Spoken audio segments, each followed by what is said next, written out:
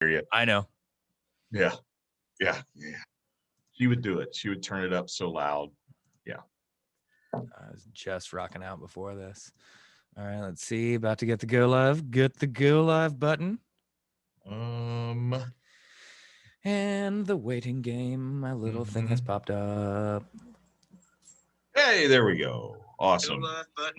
Oh, whoa. See, I love that because I get to hear you. So perfect.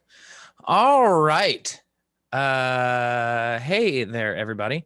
It is Wednesday night at 7:00. That means it's the Evan and Aaron show, and today is pretty special. I'm Aaron. This is Evan. Today's a really special day, and you know what? 4 years ago it was a sad day, but I have to remember that no matter who is president, whether I voted for him or not, it's still a solemn and ceremonious occasion. We saw a transfer of power, a peaceful transfer of power, as it turns out. Not so peaceful. Well, you know, today what? But you know, technically, no. And here's where I'm going to stop you. I love you, I absolutely love you, and you can be the statesman. I'm going to be the petty SOB. I'm sorry. I just am. I'm behind everything. I'm going to go rogue, dude.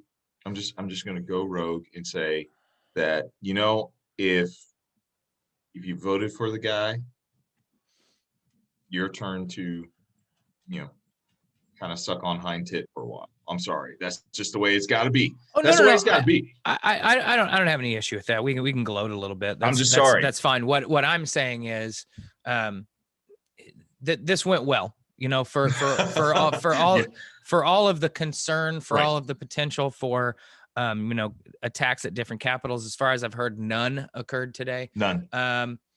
You know, I don't know how much of that is, hey, they're ready and we'll probably get our asses kicked, so let's not do this. Where's the storm? Where's the storm? Or they've had no way to really organize off of, you know, major, you know, social media platforms, or if so many of their leaders have been arrested that it's difficult.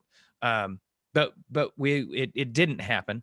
And you know, it was quite a scene to see the, you know, the benediction. Is that the benediction being given, and you know, seeing probably what appeared to be a couple hundred troops, you know, standing opposite, you know, and made for, you know, all at once, an impressive but also a sad reminder of why we were there today.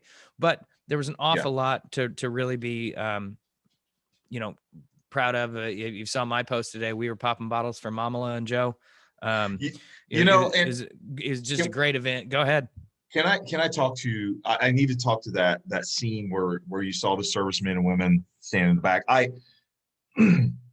You have to believe that overall there's a collective sigh of relief. Like it's almost like, you know, 4 years of just not really knowing who's in charge. Yeah. 4 years of not really seeing the commander in chief as a commander in chief. Now, don't get me wrong. These men and women, they served, they did their duty. The people I feel for most were those men and women who were called on to do that fiasco that happened at Andrews Air Force Base this morning. I feel for them. I really do, because I gotta believe that the majority of them were like, are you fucking kidding me right now? That we have to do this, and we can't be where the transfer of power is actually happening. We have to, once again, for one last time, appease this incredibly huge narcissist to make him feel better as he goes out. I don't understand that turmoil that servicemen and women have, but you know what, man? My hat's off to each and every one of them that had to do that. You know, kudos to you. He was technically still the commander in chief. You guys served your duty well, and hopefully now you get a chance to serve underneath someone who has your best interest in mind. That's what I have to say. Well, and I think in general, people in positions of authority in the various institutions around this country, who may have even found themselves in alignment with certain aspects of Trump and Republican ideology, lifelong conservatives, but saw his ineptitude at being that kind of leader.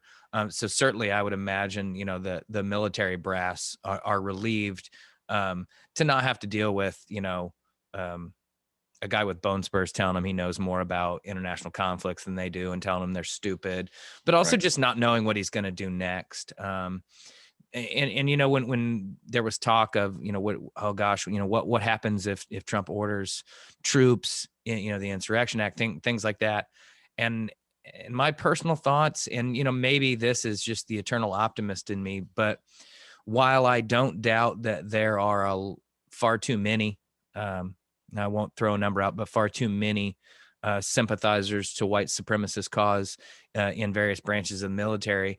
And there may even be racist sentiment amongst, a general or an admiral here and there, but I believe those guys took an oath and swore a duty to a constitution. It's the same way I feel about the Secret Service. They may sympathize with Trump a little bit, but at the end of the day, those, they might work for him, but when they say it's time to move, he's at their, sort of, and I don't know. I believe that those men and women's beliefs, run higher than an individual person, and but we probably, a lot of people thought that about Robert E. Lee, who was a very well decorated and strong leader, and he chose he had a chance. He could have chosen the North. He could have. He made a bad decision. So made a bad decision. It's possible. But I don't want to get sidetracked by that kind of stuff, because this is such a day of positives. Somebody else wrote it online earlier, and it's the truth. Joe Biden's not going to be a miracle worker. No. And Joe Biden is probably as milquetoast as is that right? Milk Toast. My bad, boy. Milktooth is a great restaurant in Fountain Square. You can tell what's on my mind. Joe Biden is probably as milquetoast a choice as we could have made right now, but I think that's sort of, I kind of want boring for the next 4 years. I simply want somebody who just goes about the job. He said today, it's too important. I'm going straight to the White House, and he's going to begin working because there's a lot to be done. And it's not just reversing the bullshit and nonsense of Donald Trump, but it's the let's get back to the things that just got ignored for 4 years. It's one thing that he pulled us out of the Paris Accords and things of that nature. But more importantly, he just put everything else on pause, just ignored anything there would possibly have to do with, global climate change and how the U.S. should handle it. And then, of course, he's made things worse with the Alaskan oil stuff. So we have somebody back in office now that's going to do the job. Exactly. And here's what I think also he's going to do. Stability is a word that we have not had for the past 4 years. We have not had stability in the U.S. government. I'm excited to see what happens when Joe goes about his day. Joe and Kamala do their thing, and it's, what, I have a feeling that this administration is not going to be flashy by any means. It's not going to be flashy, but I have a feeling that this administration is going to get shit done. I will say that the smattering of purple and plum and Merlot by Miss Michelle Obama today, there was some style on. Brother, hey, I can't believe I'm admitting this live. I took a snapshot, and I got it on my phone. So it's anyway. But anyway, this is an administration that's going to get stuff done, man. It's going to get stuff done because Joe knows how to get it done. Kamala knows how to get it done. The Democrats, yes, have a very narrow, but they have the majority in the Senate. They've got a smaller but still majority in the House. If we don't start rocking and rolling this next year, if literally we're allowing things to get bogged down, I think 2022 will be an interesting midterm. But let's not even talk about that right now. Let's just celebrate what's happening today. Can we please talk about the two queens that came up on the stage today? I saw Lady several. Gaga Oh, well, and okay, J-Lo. yeah. Yes, all right, for sure. I'm sorry, but they like there's a reason why these people did not want to perform for you, Donald Trump. There's a reason why they did not want to jump up there and do the thing, because they didn't believe in what you stood for. Yeah. And the fact is that when you can hate on celebrities all you want, but when it all boils down to it, the decisions in their mind that they make to back a candidate or to not back a candidate are exactly the same decisions that we make to back a candidate and not to. They can say, nope, I'm not going to do it. I'm not going to do it. Now, that might be out of, just the fact that, Beyonce's the queen and okay, she's the queen. But I think it's flabbergasting to me to think this past 4 years you had the influence of these people who you could have rallied behind you. You could have said, look, I don't know what I'm doing. You know what? Honestly, I didn't even anticipate to win the election. I don't know what I'm doing, but I'm going to get people around me who do. And I'm going to try really hard, and I'm going to learn this office, and I'm going to do everything I can to make sure that America's safe. You could have done that, Donald Trump. But instead, you did exactly what my friend said that you did, and that is you do everything the Trump way, and you decided to do everything that you wanted to do instead of putting people around you that aren't yes men and yes women to actually hold your ass to the fire. And the fact is, now you're seeing people come out of the woodwork. Now you're starting to see celebrities come out of the woodwork. You're starting to see people who are wanting to perform at stuff like this. You're going to see the Kennedy Honors Center again. Televised on TV. Maybe this year it'll be COVID friendly. Hopefully next year we can have everybody there celebrating stuff. You're going to see that again, folks. And why? Because this guy's an idiot and we got rid of him. I mean, that's it. Apparently Trump was just apoplectic the last few days when he kept finding out who was going to be there. And then when he tried to hold a counter event, like he wanted to hold something opposite the inauguration, and everybody's like, nah, that's not going to happen. And then he obviously couldn't get security for it.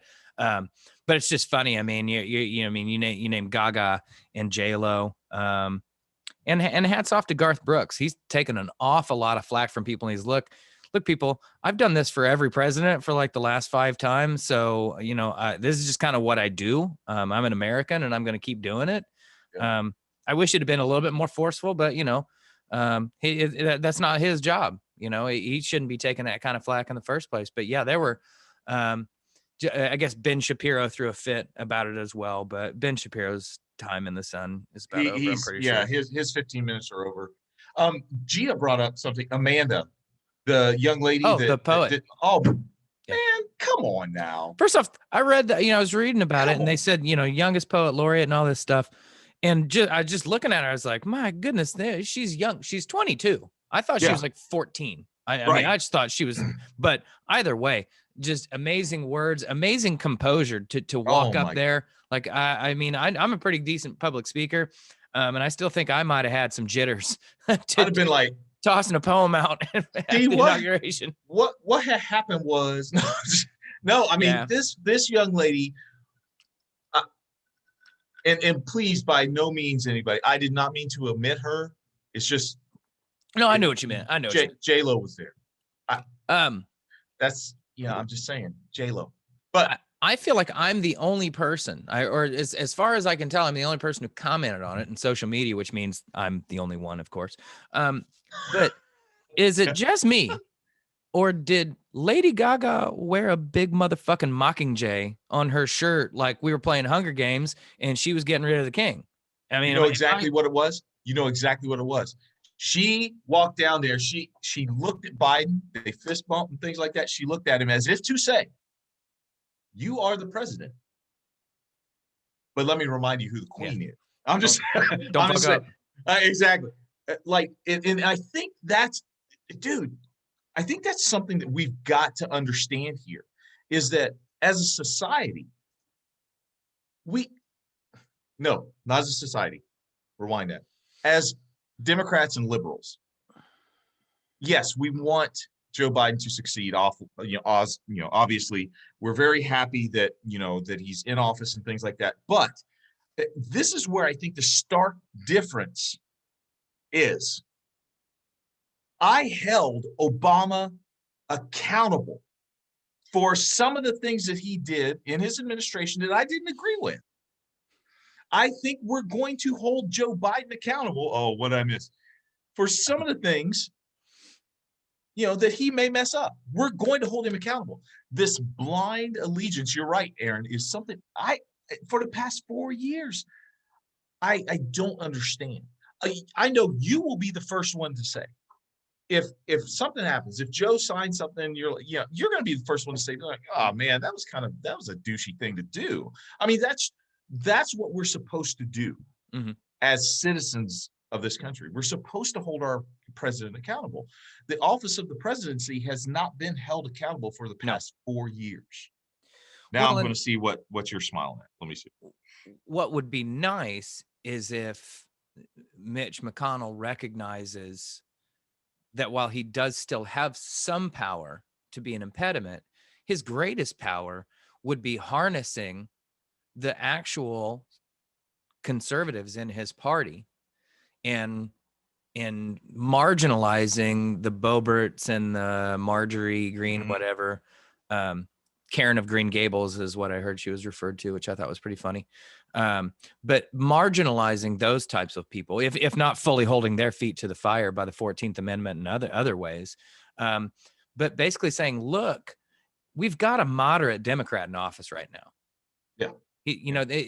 Can they put down the rhetoric for long enough to say that Mitch or Joe Biden is not going to pursue, and to probably the annoyance of AOC and the squad and a lot of people who want otherwise, but Joe Biden's not going to go for a whole bunch of progressive ideas simply because you can't push that through Congress.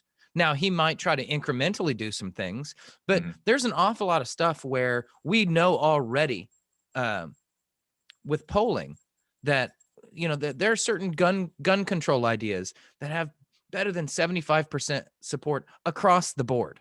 Nobody's mad about stronger background checks. There's large support for red flag laws. There's pretty decent support for, longer waiting periods, et cetera, et cetera. There's an awful lot of stuff where the public generally lines up. And right now that the NRA has declared bankruptcy, they're not going to be able to lobby and do all their bullshit. Yeah. I'm sorry. I had to laugh at that. My bad. I think here's an actual opportunity, and if it's put across the right way, reiterate this is not stuff that is extremism, but Joe Biden's not going to push for a single payer healthcare system. No, he's going to want to expand Obamacare. Which here's the thing. If I were an architect of something like that, I'd say, yeah, let's continue to follow this path, because tearing it apart, one, harms his own legacy, and two, is very difficult to do when it's not really truly your plan. He doesn't believe in it 100%. So I'm not sure it's something he should pursue. Yeah. That's, I want to transition a little bit. What do you think his legit goal should be? And what do you think he can legitimately accomplish?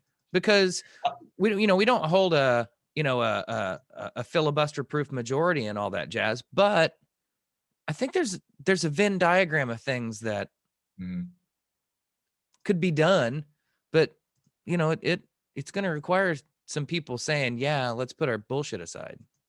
I think Joe Biden, quite frankly, what, and I know you know this. Obviously, not my first choice. Nor mine. Exactly. Not a lot of Democrat/liberals' first choice. However, for this certain scenario, I'm not sure there could have been a better statesman for this opportunity that he has to, quite frankly, and I'm going to say this, and I don't mean it with such vitriol, but I'm going to say it, to make the Republican Party his bitch. And what I mean is this. No, hear me out. Hear me out. What I mean is this, is that you have to constantly keep in the face of decent, sane Americans the fact that we have been in an abusive relationship for the past 4 years. Now, you don't do that actively, but once again, it's that old adage. It's that, you know what, hey, look, you're cool until you're not cool. Don't step out of line, Mitch. Don't step out of line, Ted, because if you step out of line, I'm going to have to remind the people where I've tried to get them out of. I'm going to have to go back and I'm going to have to remind folks the fact that, you know what, here's why things are being held up. And these are the people who wanted to keep you in that abusive relationship for those 4 years. Now, I don't know that he can heal as much as what he says he can. I just don't think he can. But I also believe that Joe Biden is the one guy who is able to be most successful, if successful at all, in truly reaching across the aisle, getting enough people to say, hey, look, we've got to do this. Okay. I think he's the right guy for the right time. I think it's his goal, and if he can remind people that that's what he, when people are like, "What has Joe Biden accomplished in his 36 years as a senator and blah blah blah blah blah?" Well, considering he's one of the most up until the Obama administration, he was one of the most respected universally across the aisle of anybody, and if he can recreate those relationships, unfortunately, John McCain is no longer there, and Lindsey Graham is somehow a skeleton of his former self. But if maybe Lindsey recovers, we could see some progress. But I also think it would be a waste of time to. I mean, first off, there's hundreds of things to pursue right now that he can probably do with executive orders. I mean, if right now his hand doesn't hurt and if smoke isn't coming off the pen, then something's not quite right. But I'm pretty sure that's exactly what's happening. That's what's happening right now. Yeah. That's an interesting take, Io. I want to talk about that. I want to talk how about much that. I mean, I guess in one particular way they are. Mitch is far cleverer than Trump, Sure. and he understands how to it's weird. He understands politics far better than Trump did, and that's why he understands what he's doing right now. I don't know, and I doubt that Mitch is sincere about what he's saying about Trump inciting rioters, but he knows political calculus better than just about anybody out there, which is why he's one of the longest serving guys. And people talk about politicians for life. Look at your side too. But here's where I am totally in line with what Io is saying. He knows the same thing Trump knew, and he exploits the same thing Trump exploited. And once again, it's going to be controversial, but I didn't say it. Don't kill the messenger. And Trump said it, if I was going to run for a political party, I would run Republican because those people will believe anything. He knows that. And I think McConnell, even though all of us are sitting here saying, man, he ain't shit. Well, everything he's saying is just trying to save face and stuff. McConnell knows the vast majority of Republican voters will look at what he's doing now and say, see, he's trying to make peace. He's trying to hold everything together. He's wanting to work with the Democrats. Now, you've got the Trumpsters saying that he's a traitor and say, screw you. But if the GOP is able to reestablish who they are, he is playing them brilliantly, which I'm sorry. I can give props to a very, very small man who is insignificant now, Mike Pence. You did one thing right. I refuse to give props to a man who is conniving. Pence had nothing on the table today. He knew he was gone. McConnell is so conniving, and you touched on this. He knows politics. He knows how to play it, and I think he chose the Republican Party because he knew how vulnerable that population is to believe anything you put out there. That's it. I'm just. I mean, I once again, I'm not saying people are stupid, but what I'm saying is that people they get so blindly influenced by this rhetoric. I, I I'm not sure. I'm not sure that remnant of the Republican Party is salvageable. And I think that McConnell's playing. He's playing to the part that is salvageable. The part that isn't, that will probably break away and form their own pathetic little party, which I hope they do. That would be great news for Democrats. Hey, let's take half of the Republican voters and put them in another party. But I think he's pandering toward hopefully a few Democratic voters are like, oh, see, McConnell's being nice. And that Republican, true GOP base saying, see, we're trying to make nice. Mm-hmm. When all of us, you and I, know that he ain't shit. Sorry. He's just not shit. Right. But if that is his ploy, then he's doing what I'm saying. And that is, Joe Biden's not in a position to Bigfoot right now because Democrats do not vote like sheep. So he's probably always guaranteed to get certain ideas through the House, but the Senate's going to be a problem. And that's why I think it's good that he's, the centrist that he is, that he's a very moderate guy. Because if you're going to get any legislation done, it's certainly not going to be anything that's crazy and wild and out there. And that's why there's so much basic shit that can be taken care of that we don't need to worry about that right now. The best thing that can happen is that Joe demonstrates positive things moving forward. The virus gets under control. The economy begins to recover in a better way, which those two things go hand in hand.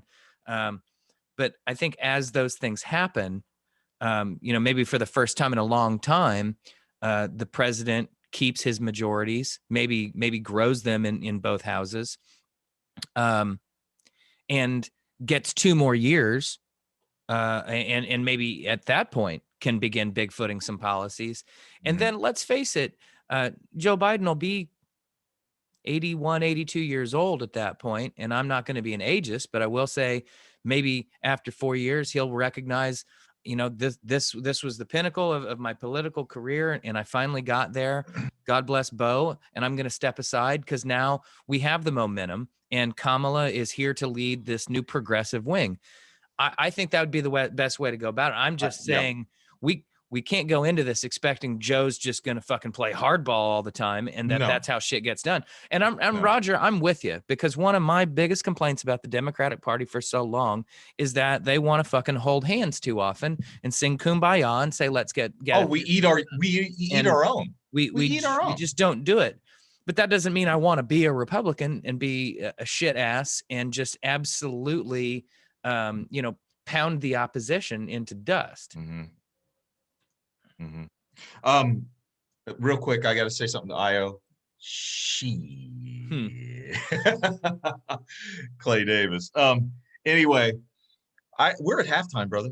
We are at halftime and I'm excited about after halftime because I want to spend time honoring and talking about and just seeing if we can wax eloquently on the magnitude of having Madam Vice President Kamala Harris. Okay, but let's do our halftime first. Halftime shot.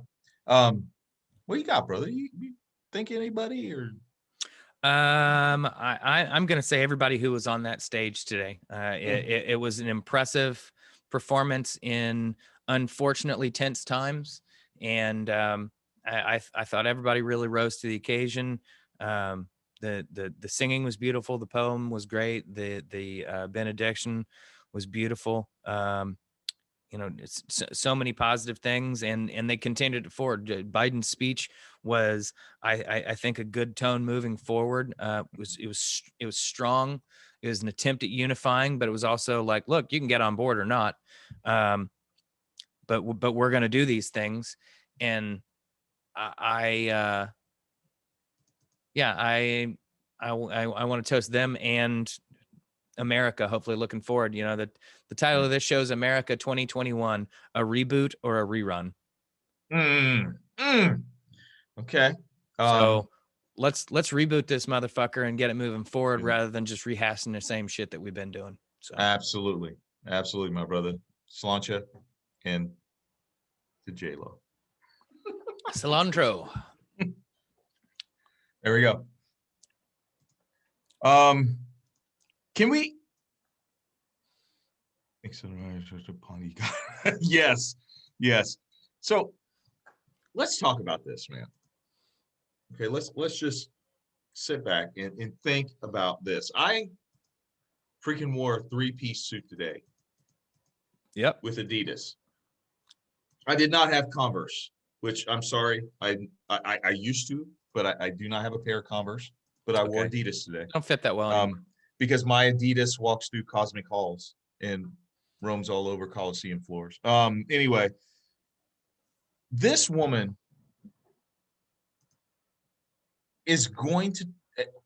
This woman hopefully will turn Washington on its ear, because I think Kamala is going to command more respect than is traditionally given to a vice president.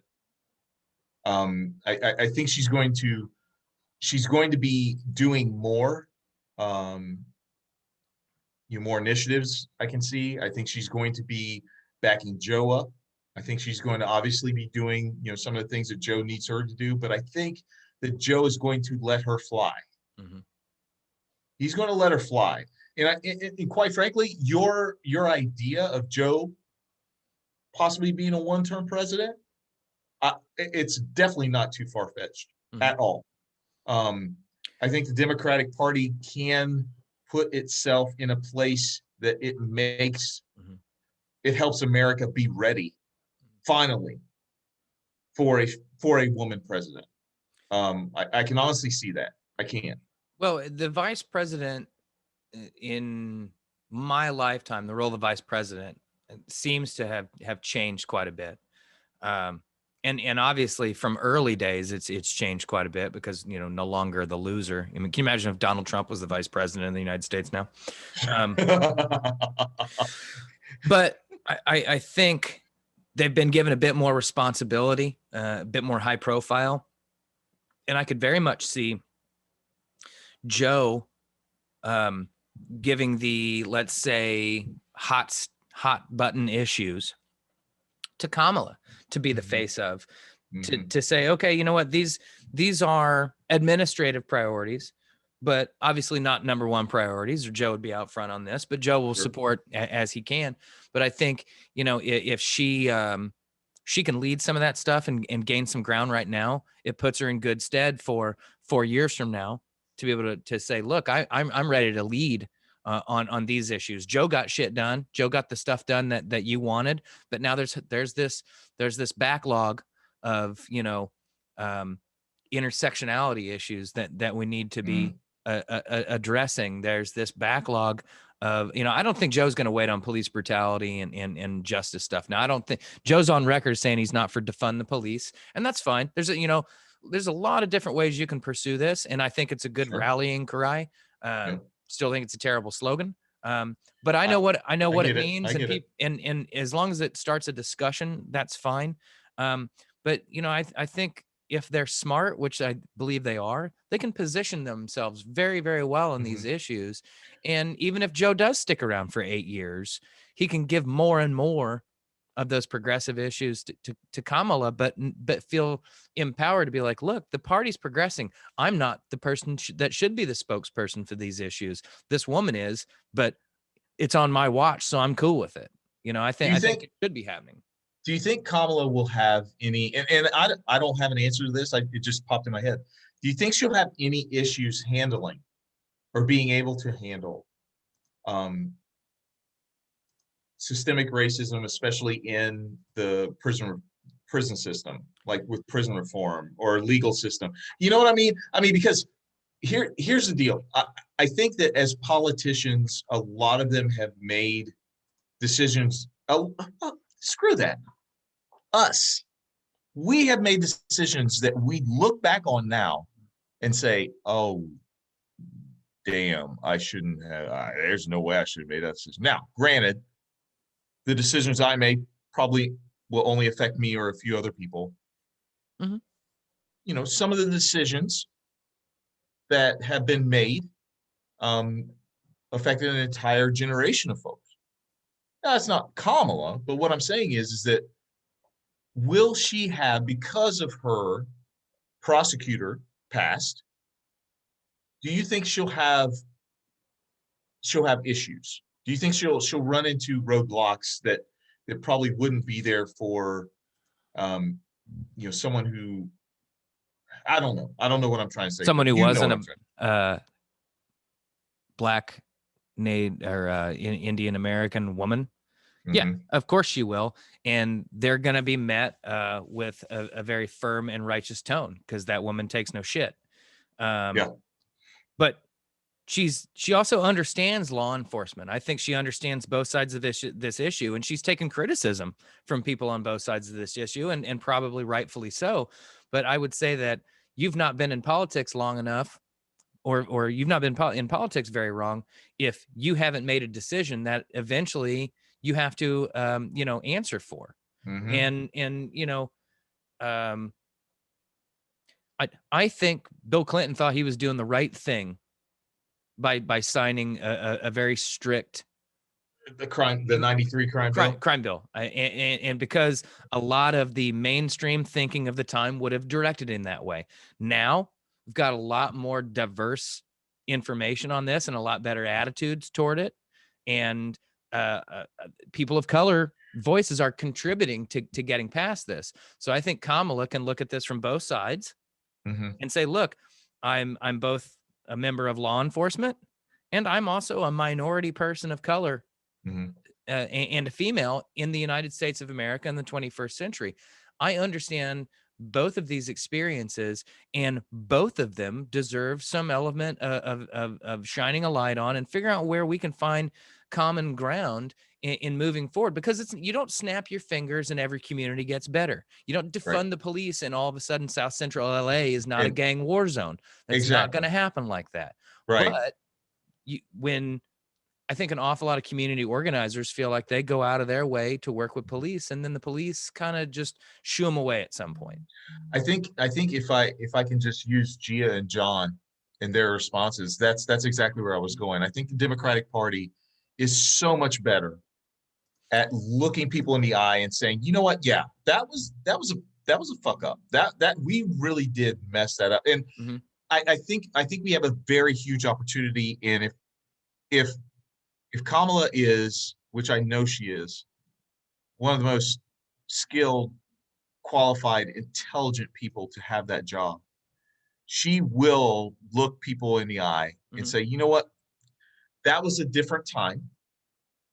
That was a time in which the law was practiced in a way that was taught to me that, quite frankly, I understood it to be executed this way. Now that we have the data behind it to see what damage that legislation has actually done, we now can see that was a wrong way of doing it. We now have a better way of doing it, and I want to lead that better way of doing things. I think that if she looks in the camera and she says something to that effect, it will be another breath of fresh air for the American people to say, oh my God, our leaders know that they're flawed and they actually admit it. And I really like that. I can get behind that. I think with what's happened these past 4 years, we have lost the ability to be okay with being wrong. And so we will fight as hard as we can to make sure that people, that we're right. We're right. And it's that moment when people show, and I don't mean to, be Brene Brown here, but it's that moment when people show vulnerability enough to say, you know what, look, I'm a human being. This is my job. I signed up for this and I've screwed up. And I'm going to show you how and why I screwed up. It's not an excuse. Yeah. It doesn't take the screw up away. But then I'm going to show you what I'm going to do now because I have different information and I'm going to be able to make this thing better. It is a fundamental difference in the mindsets between the two political parties. And, admitting any sort of mistake is viewed as a weakness, and they almost double down on the Republican conservative side of things. And I view that as a flaw. But they view, admitting mistakes, to them, it's not war analogy. They think they're at war. We are their enemies. Yeah. And they've reached a point where I think they truly do hate us.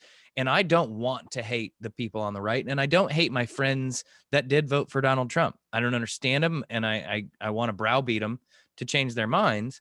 But I can still love those people. And there's really only a handful of them that I view as really mustachy, twisting, evil fucks. So, but I mean, it's a fundamental difference in the mindset of how they look at it, because we view being able to say, look, you've pointed out these things to me, and I could have been better. I could have made a better decision. And you know what? Now that I have this information, I'm going to move forward and I'm going to work toward that. And then you see people's sincerity, because when people give when Mitch gives a faux apology, or Trump goes up and does this video and it looks like it's a hostage video. I hope everybody has a good life. I mean,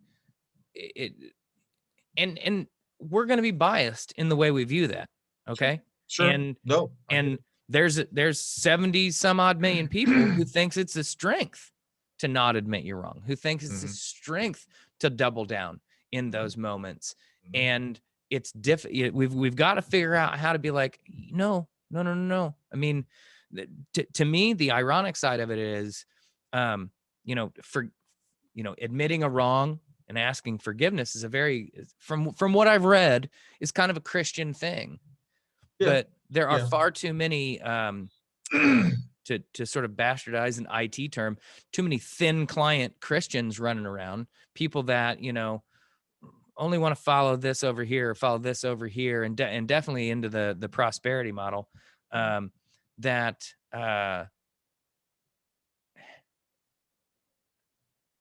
so I'm just always hung up when people say, this is a core tenet of my belief, and then you point out some things and it's not, and you're like, well, shouldn't.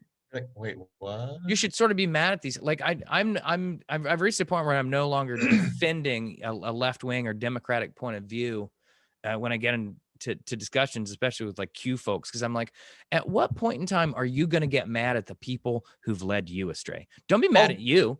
Okay. I didn't tell you anything. I'm not the one lying to you. Right. And I can prove it. I can back up my shit, but you're saying, oh, there's thousands of ballots. Oh, there's this, there's that.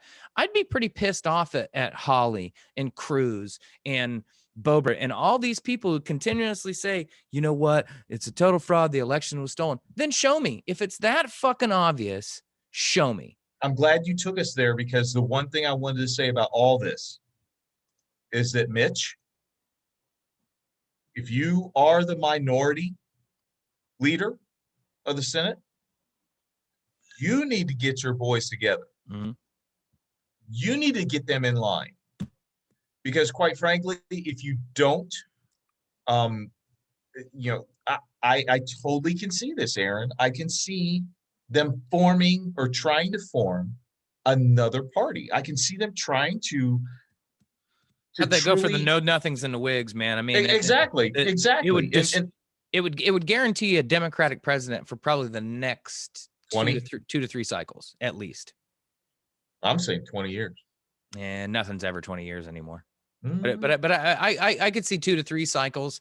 Well, Gia said what I was coming to as well. I got a Parler update for you, my friend.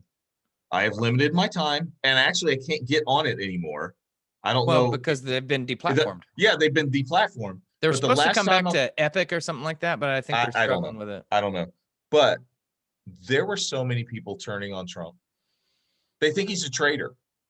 They literally think he's a traitor. And here's the difference.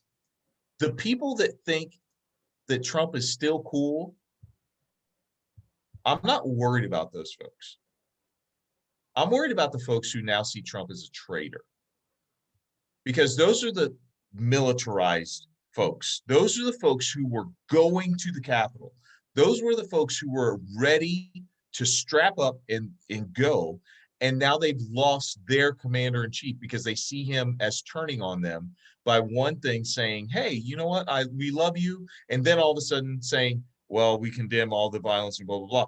The last time I was on there, these folks were big mad, bro. They were crazy mad at him. That's what alarms me because now we don't have a barometer. Now we don't have something telling us, okay, well, we could be expecting. We don't have someone say, hey, it's going to be crazy. Be here on the 6th. It's going to, we don't have, we've got these little faction leaders that we've got to take in consideration and listen to and things like that. That's what scares me the most about all of this crap is that, quite frankly, he, and this is my sincere hope, is that he will fade into irrelevance.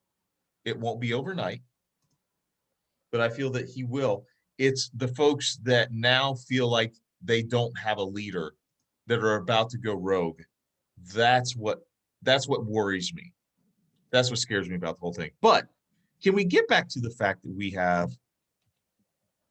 our first female vice president of color? That to me was awesome. I tried to hold it in and I couldn't. And so I had to, turn my head from my students. But anyway, I'm sorry. I didn't mean to. No, it's phenomenal. There's not enough superlatives to talk about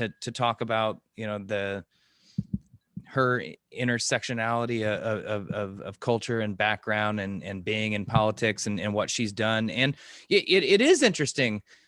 Sorry.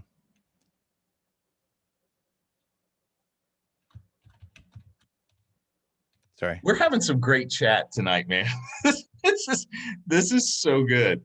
I love this. Can we go back to JoJo real quick? Sure. Okay, JoJo said, I had to come to Jesus talk with my 18-year-old nephew today. He's a Trump supporter and said if the country continues to go the same way it's been, we'll never see another Republican presidency. Well, I can agree with him on that. Fingers crossed he is right. But I told him Trump is not a Republican. I said true Republicans are revolted by his actions and things he has said in the past 4+ years. I agree. I'd like to agree with that, JoJo. Here's my hesitancy. We've seen Republicans do this again. And I'm not saying Democrats don't, but it's very, very apparent.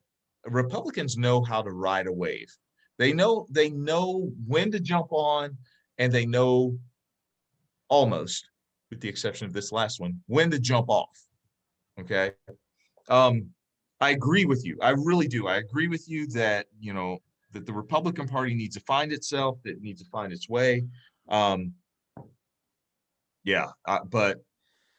I just don't know. Go ahead. This is a crossroads moment for the GOP. Yes. It really is, because this has kind of been coming for a long time. Now, I think Trump accelerated things. I think he sort of jumped some generations.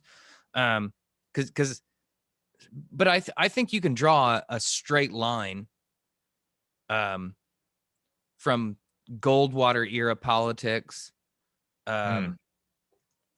Good old Wisconsin to the Southern strategy, Nixon, to Reagan's divisiveness,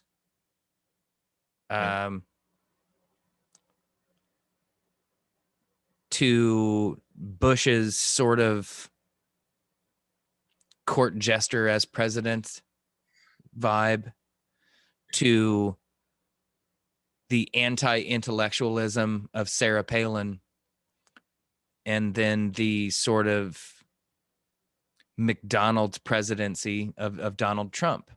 Yeah.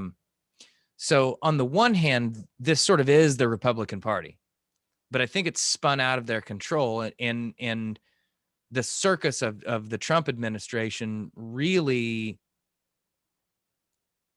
strayed far from whatever the core ideology of conservatism is. I don't think Mitt Romney supported much of this, but he went along with it because there's an R by his name. Yep.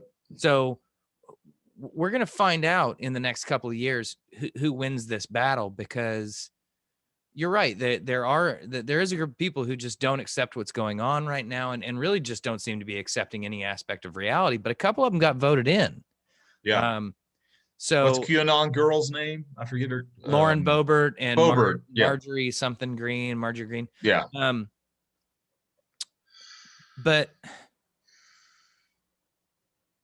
it will be interesting to see which direction they go, and I think that's what Mitch McConnell sees, because as much as he's a we don't like him, and he's really mischievous as well.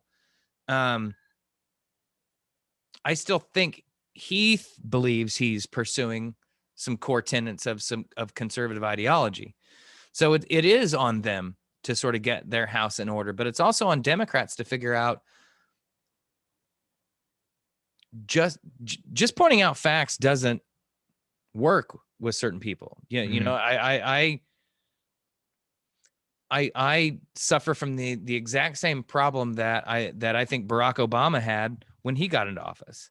And that is, I believe that if you and I can just talk long enough, I can persuade you of the righteousness of my viewpoint and the fallacy of your viewpoint. And the problem is, when you go into a conversation with somebody who doesn't even share the basic bullet points of your reality, what are you even arguing from that point forward? Right. And when they believe wholeheartedly that you're some sort of golem and they must defeat you in order to move the country forward, never mind the dominionists like Michelle Bachmann and some of these other people who think God is calling them to do this. That there's a reckoning, and I'm glad that for the time being we've won, but it's almost not in our hands, because the GOP's got to sort itself out. Speaking of reckoning, my friend, we have come to that wonderful time in the show that we call the Hey Aaron segment. So, talking about reckoning, there's a really good friend of mine, her name's Teresa, sent me some really funny stuff today, and it was at the last minute, and I'm using them for the Hey Aaron segment. So, Teresa, thank you so much. These are this is last week's. No, I'm pushing back last week's to next week, because this is so good and so apropos for what happened today. All right. These are inside videos. Inside videos of the final days of certain personnel in the White House. Okay. And I'm just going to have you react to these. No, we're not going to smash cut ending again, Roger. Yeah. Thanks a lot, brother. Yeah. Okay. That was my bad last week. My whole system went haywire. My bad. So here's what we're going to do. First of all, I'm going to show you. Let me pause real quick. I'm going to show you this video. These videos are done by a young lady on TikTok named Jasmine JW. Okay. And she is brilliant. Absolutely brilliant. I saw these and could not stop laughing. So here's the first video. The first video is the staff's reaction to Donald Trump's final day. Okay. Did I share? I didn't. Did I share my screen yet? You are not sharing your screen. What in the world happened? Oh, there we go. Okay, here we go. All right, share screen. Bam. Computer sound, video clip, share. Okay, can you see this? All right. Okay, here we go. Donald, how are you? Oh, today your last day, ain't it? Oh my God, I almost forgot. No, I didn't. Give me your paperwork. Your paperwork. I'm just playing. Okay. Today your last day. Give me your badge. Thank you. All right. Jet. No, baby, the jet is for presidents. You ain't the president no more. We got your Escalade outside. Let me get your checks. This your last check. This everything we owe you. Hurry up and cash it now before you go to prison. I mean, Pensacola. Hold on. Leave that jacket. That's a presidential jacket. You're not the president no more. Leave that jacket. Nah, he gets to keep the jacket, I think. Okay. I think that's so a next. perk. I think that's a perfect job. Did he get to keep jacket? Okay. Yeah. So next is Melania leaving the White House. Hey, Melania. Or Melania. Or Melania. Girl, it don't matter, girl. Today your last day. You okay? You look sad. Oh, yeah. You always look like that. You right. Okay. Anyway, girl. Listen. Where your badge? Give me your badge. They never gave you one. Because you were never here. Girl, give me your paperwork. Give me your paperwork. Yeah, give me your paperwork. Yeah. Girl, this ain't even... This is Michelle Obama's paperwork. This is not your paperwork. Where is your paperwork? Y'all, where is her? Can she fill out her own paperwork?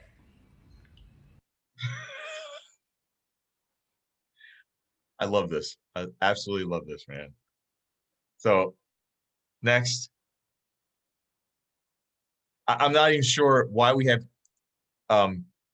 this one, but it's funny too. So, but anyway, here we go.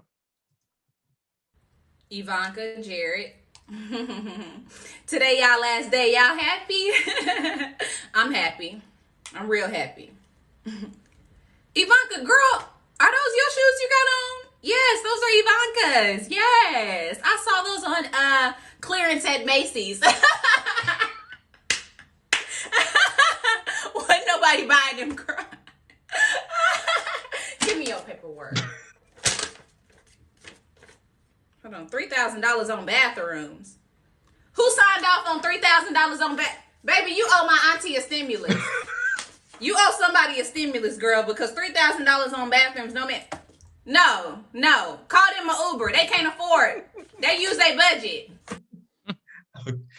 And the last one, by far probably the best one, Joe Biden's first day. Here we go. Biden. So good to see you. We've been expecting you. Listen, let me tell you a secret. Well, it's no secret, but I voted for you. Yeah, I guess I'm black.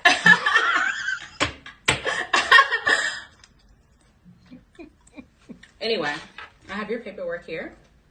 Ready to go. Just got to sign off. Listen, we're so excited to see what you're going to do. Our expectations are low. All right, got my eye on you. Wait. Don't forget your badge. All right, see you soon, brother. I love the little So we have we have a request. Io wants me to play Trump Jr.'s last day. Okay, so if you're okay with that, brother. Of course. Okay, all right, here we go. I don't want no frauds. I don't want no. Hi, can I help you? Okay, what's your name? Trump Jr. Child, I don't even know what you look like. All right, this your last day. Give me your paperwork. Give me your paperwork. Child. Okay, I see. Escalade, honey. Your daddy left you a bus ticket, honey. Let me give you your stuff, okay? Here go your bus ticket. Give me your badge. Thank you. What are you going to do with all this extra time? I mean, like, before you go to jail? You gonna testify against your daddy? Oh, okay. You gonna clean your guns, honey. You know what they say about a man with big guns? Small brains.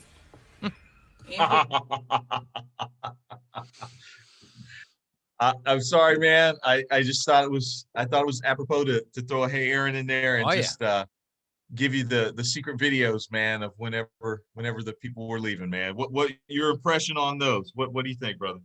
Your favorite? Did you have a favorite? I thought the first one was good. Definitely a fan of telling Trump to get the fuck out on his last day. I wonder how that does work. Oh my God. I wonder how that does work at the White House. Like there's got to be a huge like process to like just get the fuck out the building. I hope there is, and this is just me being biased, but I gotta believe there's just this old brother standing by the door, and as he walked out, he looked at him and said, "Get your ass out of here." I think there was probably quite a bit of clapping amongst staff in the White House as everybody left the building. Aaron, man, hey, let's go ahead and let's call this one a night, brother. This is I'm torn because this is actually my favorite part of the show is hearing your send off to us, man. Like you've been solid throughout this whole past year, brother. Just giving us hope and keeping us up on just trying to keep our spirits up, man. I just appreciate you, and I love hearing what you got to say, man. So send us out tonight, man. What you got to say? Thanks, man. I love you back, and that's what I'm all about. I try to keep it 100, and when shit's not going right, I'll talk about it. But I'm all about trying to keep things positive. And you know what? Today was just an amazing day. Like I said, so many superlatives to talk about Kamala Harris. I think it's a fantastic thing that we're restoring. Just a sense of stability and sensibility to the White House, and all we can do is hope. From this point forward, and with that hope, hold these people's feet to the fire. We elected them, Yep. and it's not our job to just be cheerleaders. And as was pointed out today, white folks, the job ain't over. There's this is a nice victory. It really is. And we'll drink a toast to it today. But Joe Biden's already at work, and we got to support him in that work. But if he falls astray, then we got to say, no, that's not the path we want to be on. We got to push him. Like I said, I don't think we're going to get progressive policies, but that doesn't mean we can't push him and say, hey, here's the argument for it, and you can be a champion or at least lay the groundwork for Kamala. We have a lot to be, excited about, hopeful for, and I am. But for as long as all this craziness is going on, we're going to keep doing this show, and every week we'll talk about it. What I know is I'm happy that we won't be talking about stupid ass tweets that came across at 2:00 in the morning, petty ego conflicts and shit like that. Hopefully this show's less about politics, because politics is less driving our lives than it has been. And I'm not even sure it qualifies as politics anymore. I'm not sure how much of the divisiveness has anything to do with being Democratic or Republican, and how much it has to do with acknowledging that there's a reality going on. And some of us have our eyes open to it. And other people think it's a fucking Matrix game, red pill, blue pill kind of bullshit. And that's not how life is. And I'm gonna, as much as I worked to make Trump a one-term president and continue putting forth the ideology that would oppose him, now I got to support the ideology that makes us worth getting reelected for the next 4 years, in the next 2 years, and living that life and demonstrating to others why it's the right way to go, and convincing them that it benefits us all if we all have healthcare. It benefits us all if Black people and other people of color get justice at the hands of police instead of brutality at the hands of police, to view them as a servant in the community and somebody, and instead of someone to be feared. to, you know, look at the world and begin demonstrating again that we're a democracy to be trusted, that that it is fragile, but that we can come through it, and we can demonstrate to some of these second and third world countries that are hopefully on their way upward on the democratic trajectory, that it is a value worth fighting for, and that we are that beacon on the hill, and continue being the change we want to see in the world, as Mr. Gandhi said. So that's my hope. And I hope you all keep coming back with us every week. And you'll tell us if we're not doing it right, just as we'll tell Joe Biden if he's not doing it right. And we'll share some laughs and cries along the way. So thank you all for tuning in again. And we had no glitches tonight. Love you, buddy. Take Love care. you too, bud. Sláinte.